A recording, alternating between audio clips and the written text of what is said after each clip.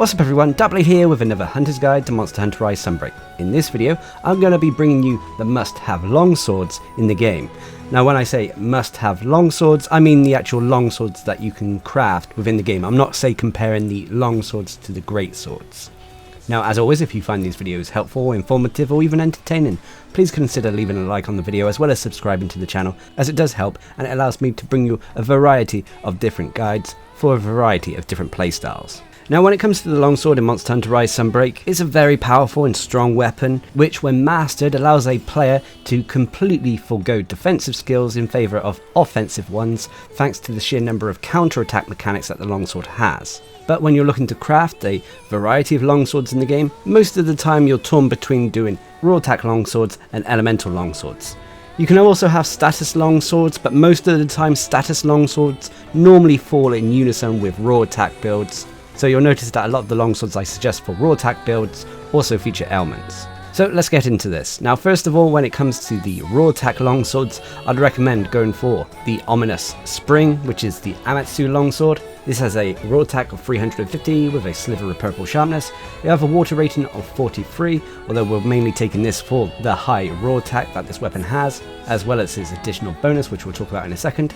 It has a negative 25% base affinity, which is a little bit of an issue, and you will have to alleviate this in your build.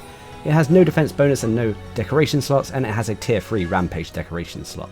On top of that, using this weapon will also increase the damage of your silkbind attacks, so that's something to be aware of. But there are other longswords you may want to consider, including the Wyvern Blade Luna, which is the Gold Rathian longsword. This has a raw attack of 330 with a huge chunk of white sharpness. You have a 39 poison rating, 10% base affinity, no defense bonus, a tier 3 decoration slot and a tier 2 rampage decoration slot. A nice general purpose longsword that is good against pretty much any monster, as rarely is a monster completely immune to the poison element. So these are the two main raw attack longswords I'd recommend. However, people have also suggested using other raw attack based longswords like the Devil's Deer, which is the Scorned Magnum Marlow longsword. This has a raw attack of 320 with purple sharpness. It has 38 blast rating. It has no affinity and defense bonus, but has a tier 3 and tier 2 decoration slot with a tier 2 rampage decoration slot. Or alternatively, you can also go with the Basil Prozeo Rock Sierra, which is the Seething Basilgeuse longsword. This has a raw attack of 340 with a sliver of purple sharpness. It has a 28 blast rating with negative 10% base affinity. It has no defense bonus, 2 tier 1 decoration slots and a tier 2 rampage decoration slot. So there are quite a few options here if you're looking for raw attack longswords. And as you may tell, a lot of them do also feature ailments as well.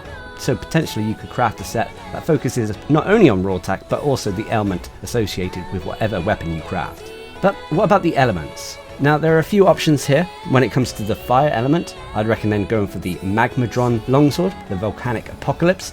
This has a low raw attack of 310 with a decent chunk of white sharpness. It has a massive 75 fire rating with no affinity and defense bonus, and it has a tier 3 decoration slot and a tier 3 rampage decoration slot.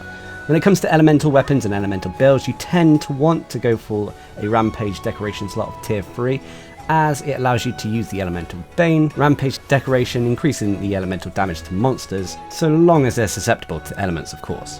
Anyway, as for the water element, I'd recommend the Almadron longsword, the Abyssbringer Blade. This has a low raw attack of 310 with white sharpness. You have a massive 72 water rating with no affinity and defense bonus. You have a tier 2 and tier 1 decoration slot and a tier 3 rampage decoration slot. As for thunder, you have two options here to be honest. The first being the Zenoga longsword, the Oppressor's Law. This has a raw attack of 320 with potentially purple sharpness. You have a thunder rating of 55 with no affinity and defense bonus. You have 2 tier 1 decoration slot and a tier 2 rampage decoration slot. This I would recommend upgrading through Curious Crafting. But alternatively, you could also go for the Nawa longsword, the Torrential Hell. This has a low raw attack of 310 with a decent chunk of white sharpness that can get to purple sharpness. It has a massive thunder rating of 63 with no affinity and defense bonus. It has no decoration slots and again a tier 2 rampage decoration slot. Now when it comes to the ice element, I'd recommend going for the Aurora Camp longsword, the Flicker Blizzard Slash. This has a low raw attack of 310 with a massive chunk of white sharpness. You have an ice rating of 69 with no affinity and defense bonus. You also have 2 tier 1 decoration slots and a tier 3 rampage decoration slot. But when it comes to the dragon element, there are two options here. You can either go for the Valstrax Longsword, the Red Flash, which has a raw attack of 320 with a massive chunk of white sharpness. You have a dragon rating of 53 with no affinity and defense bonus. You have a tier 2 decoration slot and a tier 2 rampage decoration slot. Or alternatively, I'd recommend going for the Silver Severer, which is the Primordial Malzeno Longsword. This has a raw attack of 310 with purple sharpness. It has a dragon rating of 49, which is slightly lower than the Valstrax one, but this is made up for by the fact that we have a large number of decoration slots to play around with. You have no affinity and defense bonus. You have 3 tier 4 decoration slots and a tier 3 rampage decoration slot. So when it comes to dragon builds, this one allows for the most customization when it comes to the other dragon elemental longswords. But yeah, the longsword is one of those weapons that can equally make use of raw attack builds and elemental builds, and there are a lot of viable options when it comes to the different longswords that you can actually craft. So at the end of the day, go with something that you personally like the look of or feel of, something that fits around your playstyle and the builds that you like to create. But what are your thoughts? Please leave a comment down below, and until next time, I've been Darcblade, bringing you the must-have longswords in Monster Hunter Rise Sunbreak. Hope you enjoyed the video. Thanks for watching, subscribe and like for more.